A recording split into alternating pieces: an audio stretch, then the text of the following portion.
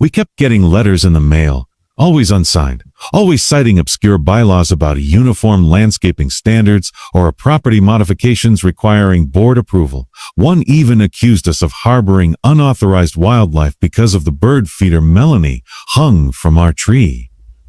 We knew where they came from. Karen had made it her mission to make our lives a checklist of her personal pet peeves. I tried to keep things civil. I really did. I figured the best course was to ignore her, follow the actual HOA rules to the letter, and document everything. We didn't want to give her any ammunition, but even that wasn't enough. It seemed the more we stayed calm, the more she escalated, like she needed confrontation to feel important.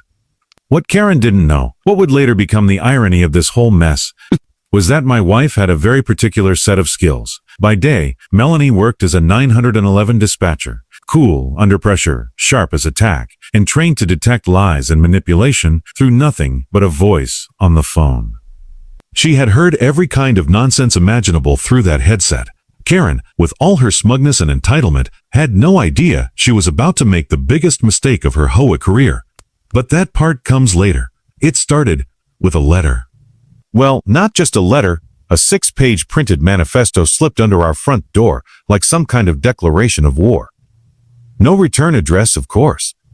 Just the HOA letterhead at the top, which I'm fairly certain Karen had downloaded from Google Images. She had highlighted random sections in neon yellow and underlined things in red ink like she was grading a high school essay. The subject?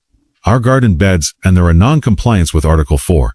Section 2, subsection C of the HOA. Melanie read the whole thing aloud over breakfast with the same flat voice she used when recounting ridiculous emergency calls.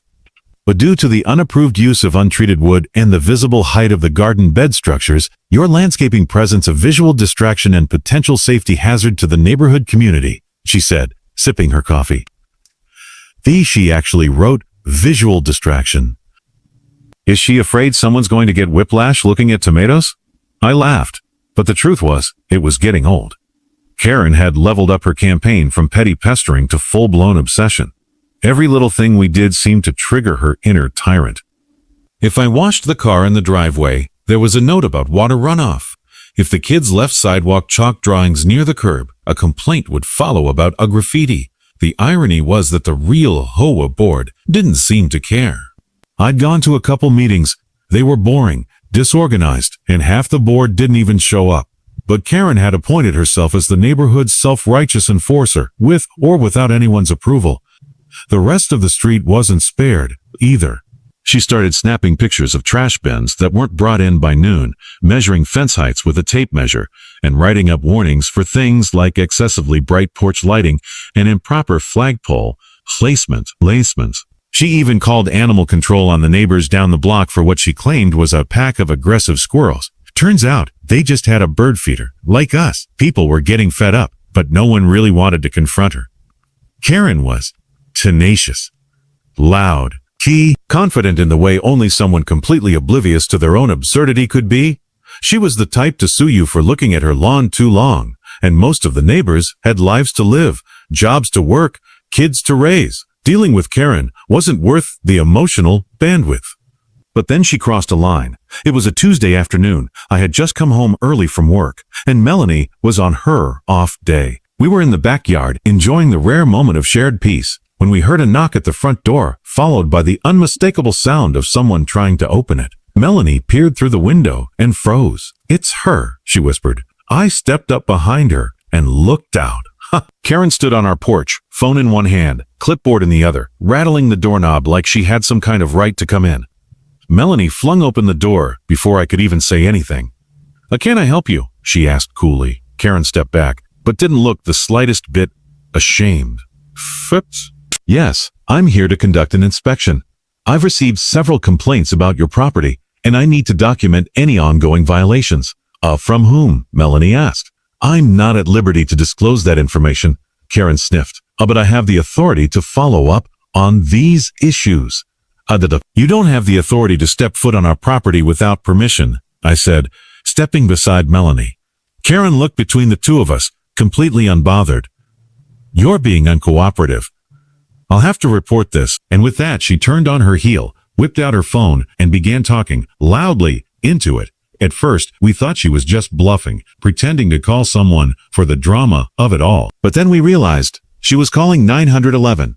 She's really doing it, Melanie said, arms crossed, eyes narrowing. She's calling the cops on us. For a second, I was mad, furious even. How dare she weaponize the emergency system over something so stupid? But then I looked over at my wife and saw the expression on her face shift. Her lips twitched, not in anger, but amusement. She pulled out her own phone and walked inside without saying a word. I followed her. "Oh, what are you doing?" "Oh, listening in," she said calmly. She doesn't realize who she just called. Because that's the thing Karen didn't know. In our county, all 911 calls get routed through a central dispatch center. And Melanie was on the rotation that day, working a half-remote shift from home. When Karen made the call, she was patched through to a dispatcher working under Melanie's direct supervision. Within a minute, my wife had the transcript pulled up. She could hear Karen clearly. She's claiming we assaulted her and blocked her from doing her legal duties. Eyebrows raised. Oh, she's going all in. The smirk on her face was something I'll never forget. "I'll let her dig the hole," she said. "Let's make sure she gets all the way in." Both. The sun was still high in the sky when Karen made her final mistake. It was the kind of warm, breezy afternoon that usually sent kids running to the park and neighbors outside with iced tea. But instead of enjoying the peace, I was standing at my front door, watching Karen pace back and forth on the sidewalk like a predator in heels. She was still on her phone, voice loud enough that even our closed windows couldn't block it out. "She's really trying to build a case," I muttered, glancing at Melanie, who had now set up at her home workstation with her headset on and a steely calm written all over her face. "She's telling them we're being aggressive and threatening her." Melanie nodded, without looking up from the screen. "She just said you blocked her path and she felt unsafe." I laughed once, dry and sharp. "I didn't even touch her." "She's lying," Melanie said, matter of fact. "And now it's documented. Every second of it." Karen stood at the edge of our driveway, like it was a courtroom. It was a courtroom. She began narrating everything around her for whoever was still on the other end of the call. "Yes, the property in question is at 219 Oak Ridge Lane. The male resident is glaring at me from the door, and I feel extremely threatened. I've told him I'm acting under HOA authority and authority. I need officers here immediately. It was theater, and she was giving the performance of a lifetime. If it weren't so ridiculous, it might have been impressive." It was almost surreal, watching Karen being driven away in the back of a patrol car. For months, she had ruled the neighborhood like a petty tyrant with a clipboard and an overinflated sense of purpose. There was a sense of camaraderie now, a shared understanding that we'd all survived something ridiculous together. Sam from 2 doors down came over again, this time with a toolbox. "You guys ever get around to fixing that back gate?" he asked. "Oh no, it's still a little off its hinge," I admitted. "Oh," he grinned. "Let's fix it. Consider it community service in honor of our recently dethroned Haute Queen." While we worked, I learned more about just how far Karen's reach had extended. She had once told Sam's wife her front door color was too vibrant, mailed a letter to a newlywed couple about their unsightly garden gnome, and even reported a family's backyard birthday party for noise violations. Despite it ending by 8 p.m., everyone had a Karen story. We just hadn't realized how many until now. Melanie came out with lemonade and joined the conversation. She mostly listened, only adding a few dry comments that made everyone laugh. She wasn't bragging or basking in the attention, just quietly satisfied that peace had been restored. That evening, something unexpected happened.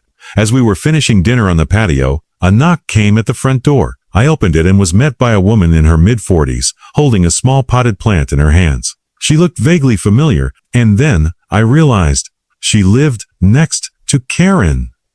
"Hi," she said. "I'm Jen. I don't think we've really met." "Hi, Jen," I replied, a little surprised. Nice to finally meet you." She handed me the plant, a blooming lavender in a rustic clay pot. "I just wanted to say thank you for standing up to." We've all been dealing with her for so long, and honestly, most of us were scared to push back. "No thanks needed," I said, genuinely touched. "We just got tired of being bullied."